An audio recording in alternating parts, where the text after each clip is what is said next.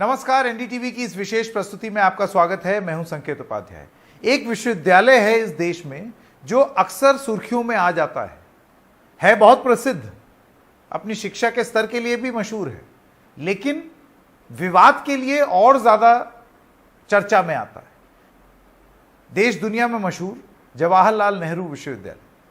इस विश्वविद्यालय की कुलपति, पहली महिला कुलपति अब हमारे साथ जुड़ रही हैं। आपका बहुत बहुत स्वागत शांतिश्री जी, हमारे साथ जुड़ने के लिए। मेरा पहला सवाल है कि आप पहली महिला कुलपति हैं जवाहरलाल नेहरू विश्वविद्यालय की, लेकिन आपके इतिहास में बोले गए कुछ बोल और ट्वीट्स जिसको आपसे जोड़ दिया गया या ऐसे बताया गया कि आपके विचार हैं, वो अब सामने आ रहे हैं। मैं आपसे एक सवाल पूछना चाहता हूं कि आपको लगता है कि जेएनयू जैसे विश्वविद्यालय में आपके ऊपर एक आइडियोलॉजिकल बैगेज है? पहली संकेत, मुझे कोई विचारधारा का बोझ नहीं है। मैं भारतीय हूं और दक्षिण भारत से मैं आई हूं। मैं जितना भारतीय है जितना आप है। और मेरा वो ट्विटर अकाउंट वो झूठा अकाउंट थी और वो मुफ्त थी। मुझे एक ट्विटर अकाउंट नहीं है। 6 साल पहले ट्विटर अकाउंट थी, वो भी शांतिश्री 11। आपको मालूम पड़ना चाहिए, जब मेरी लड़की अमेरिका में नौकरी के लिए एप्लीकेशन लगा रही थी, उस समय अमेरिका में लोकशाही भारत से भी कम है। वहाँ आप किसी गवर्नमेंट की विरुद्ध या कुछ लिख लेंगे तो उनकी जॉब अपॉर्चुनिटीज़ कम हो जाती हैं। सो पहली वो बात बताना चाहती हूँ कि ट्विटर अकाउंट ही नकली थी। और 1 घंटे में, जब मेरी लड़की साइबर सिक्योरिटी इंजीनियर है, वह हैक कर बताया कि वो वेरीफाइड अकाउंट भी नहीं थी, उसे 2 ब्लू मार्क भी नहीं थे, और 1 घंटा में डिसअपियर भी हो गई। और दूसरा, जो ट्वीट्स मेरे लिए उन्होंने लिखा था, वो ये समझकर लिखा है कि मैं महाराष्ट्र से हूँ, मेरा पति महाराष्ट्र से हैं, मैं महाराष्ट्र से नहीं हूँ, मैं तमिलनाडु से हूँ। पहली जो नाम उन्होंने वहाँ रखा, नाथुराम गोडसे, ये सब ऐसे लोग के मालूम भी नहीं थे, बिकॉज मैं तमिलनाडु से आ रही थी। एंड दूसरा, मैं एक कॉन्वेंट शाला में मैं अंग्रेज़ी माध्यम से सीखा हूँ, और मेरी हिंदी भी इतनी अच्छी नहीं है, बट और दूसरा, मेरे साथ ज़्यादा से ज़्यादा मुसलमान स्टूडेंट्स मेरे नीचे पीएचडी किए हैं। आप किसी से पूछिए, मैं कभी ऐसे कुछ बर्ताव किया है नहीं। सो ये सब क्या हुआ, उन्होंने एक मेरी व्यक्तित्व समझकर ट्विटर अकाउंट मॉर्फ किया, और 1 घंटे में क्यों डिसअपियर हो गए? वो मेरी है तो रहना चाहिए। सो 3 दिन के बाद सब शांत हो गए, जब मैंने मेरे एक इंटरव्यू दी होती कि ये नकली ट्विटर अकाउंट है। सो विचारधारा मेरी आप जैसे ही हैं, कोई और जैसे ही हैं। मैं भारतीय हूँ, और भारतीय में विविधता, भिन्नता और डिसेंट रखना हर एक भारतीय का हक है, वैसे मेरी भी है। शांतिश्री जी, मेरा एक सवाल है आपसे। चाहे वो टुकड़े टुकड़े गैंग वाला विवाद हो, वो आपके कार्यकाल से पहले का था, लेकिन अभी आपके कार्यकाल में ही एक वेज और नॉन वेज को लेकर के लड़ाई हो गई। कैसे हैंडल करेंगी आप इस तरीके के विवाद को?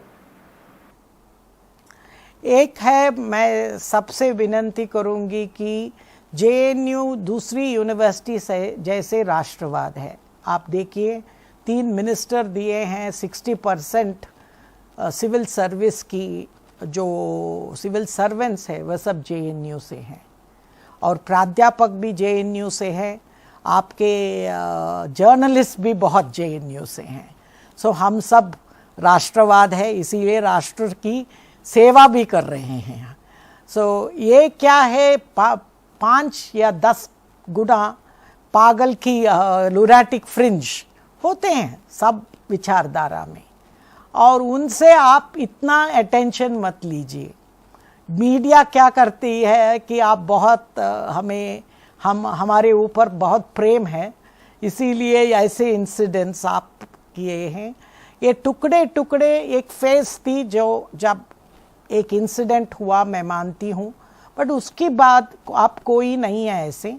और ये खाने पे जो चला रहे हैं ये भी गलत है। जेएनयू में खाने के ऊपर कुछ भी बंदी नहीं है, आपको जो खाना है खाइए, और वाइस चांसलर और एडमिनिस्ट्रेशन को खाना बनाने में, मेस चलाने में कोई अधिकार नहीं है।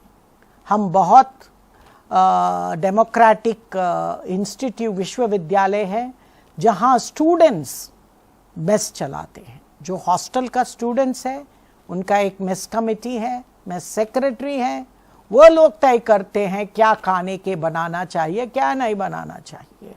सो उसमें यूनिवर्सिटी का कुछ भी पॉलिसी नहीं। मैं बहुत डेमोक्रेटिक हूँ, आप जो खाइए, जो पहनिए, जो भी कीजिए, बट पढ़िए और अच्छे करके बाहर जाइए।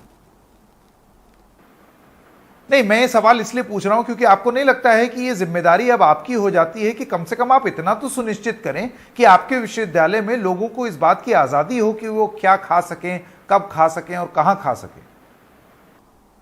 लाने के माहौल है, किसने यहाँ बताया? खाने के माहौल है। कोई जो आपको वो प्रोपेगेंडा कर रहे हैं यहाँ नहीं है तो गलत बात है। आप स्टूडेंट से पूछिए, हमारे पास 17 हॉस्टल्स है और सिर्फ एक हॉस्टल में ये प्रॉब्लम होती है। सो बंदी है तो सबके ऊपर बंदी चाहिए, सिर्फ एक हॉस्टल के ऊपर कैसे बंदी? मुझे मालूम भी नहीं पड़ता है आज मेस में क्या बनाया। शांतिश्री जी, एक सवाल मैं आपसे ये पूछना चाहता हूं कि बहुत सारे जेएनयू के ऐसे प्रोफेसर्स हैं जो कि ऑन रिकॉर्ड गए हैं और उन्होंने ये कहा है कि इस सरकार में, मौजूदा जो सरकार है, उसमें इतिहास के साथ बहुत छेड़छाड़ हो रही है। इतिहास को तोड़ने मरोड़ने की एक कोशिश की जा रही है इस सरकार द्वारा, उसको गलत तरीके से प्रस्तुत करने और उसके राजनीतिकरण करने की एक कोशिश हो रही है इस सरकार में। आपका क्या विचार? संकेत, इतिहास आपको मालूम है कि जो पुरुष का कथा है, हिस्टोरी है। मैं कहती हूँ कि स्त्री का भी कथा रहना चाहिए, वो नहीं हुआ अभी तक। और दूसरा आप देख सकते हैं कि इतिहास जो जीतते हैं वही लिखते हैं। सो दो विक्टिम है उसका इतिहास कब हमें मिल नहीं सकते। जैसे लीजिए, मैं दक्षिण भारत से हूँ, मेरी इतिहास की किताब में कभी चोला के बारे में लिखा हुआ है नहीं। वो 2000 साल भारत की एक बड़ा डायनास्टी थी और समुद्री इंडो पैसिफिक जो बोलते हैं समुद्री शक्ति थी भारत उस समय, उसके बारे में किसी को मालूम भी नहीं है। सो इसीलिए मैं कहती हूँ जो इतिहास लिखते हैं उनके, सो इतिहास में मैं जो आपसे, मेरे जो फिलॉसफी है कि फैक्ट्स आर सेक्रेड। जो तर्क, यूसे तर्क फॉर फैक्ट्स, तर्क बहुत महत्व है, उसको आपको देना चाहिए।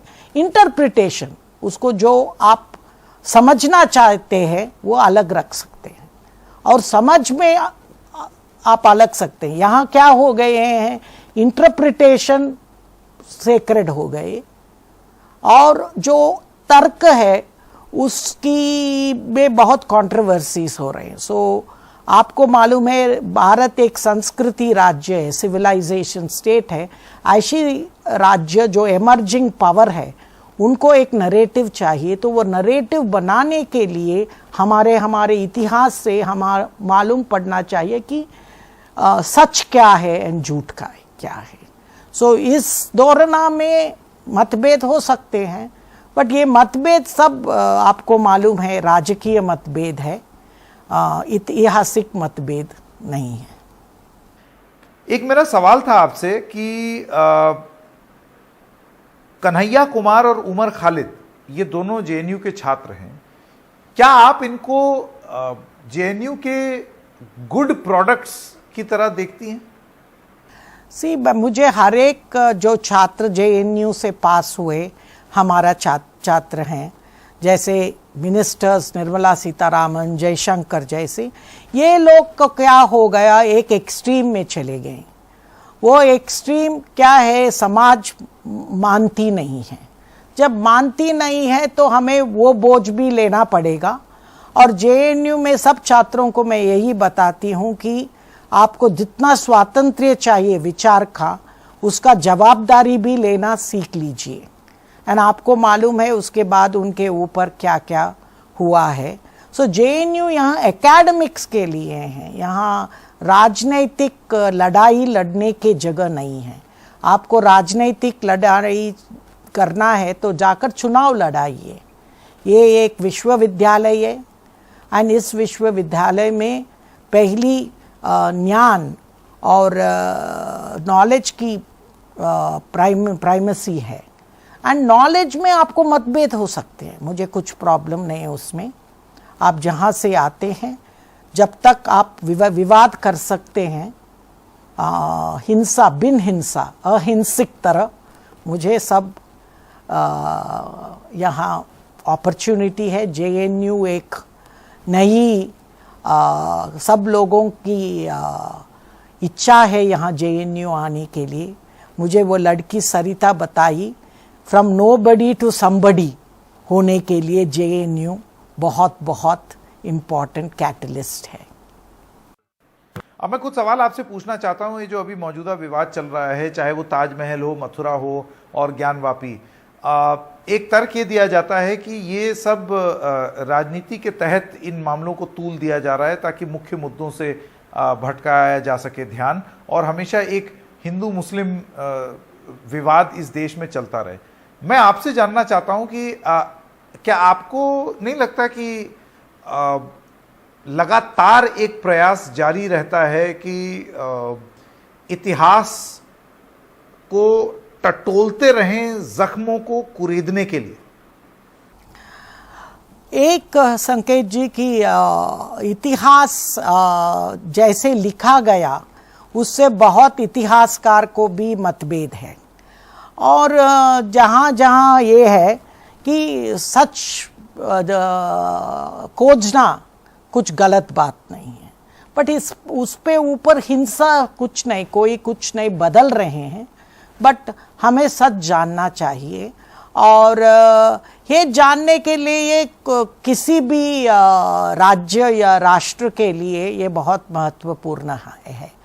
एक सवाल मैं आपसे पूछना चाहता था देशद्रोह या राजद्रोह कानून को लेकर के, क्योंकि जेएनयू के बहुत सारे छात्र हैं जिन पर ये आरोप लगा है और ये चार्जेस लगे हैं। अब अदालत में ये मामला है जिसमें अदालत ने इस पर स्टे दे दिया है। मैं आपसे ये जानना चाहता हूं कि आपको क्या लगता है, आपका क्या विचार है सेडिशन जैसे कानून पर? मेरा विचार है किसी कानून जो कॉलोनियल पीरियड या ब्रिटिश पीरियड में लागू हुआ उस पर अब पुनर्विचार करना बहुत महत्व है। मेरा आखिरी सवाल आपसे शांतिश्री जी, और क्योंकि आप दक्षिण भारत से आती हैं इस वजह से ये सवाल पूछना लाजमी है। हिंदी और दक्षिण भारत की जो भाषाएं हैं उनको लेकर के बहुत विवाद चलता रहता है। एक सज्जन जो हैं उन्होंने तो ये बोल दिया जो हिंदी बोलते हैं वो कोयम्बटूर के पास पानी पूरी या गोलगप्पे बेचते हैं। हिंदी इम्पोजिशन पर आपके क्या विचार है? One thing I am against any imposition.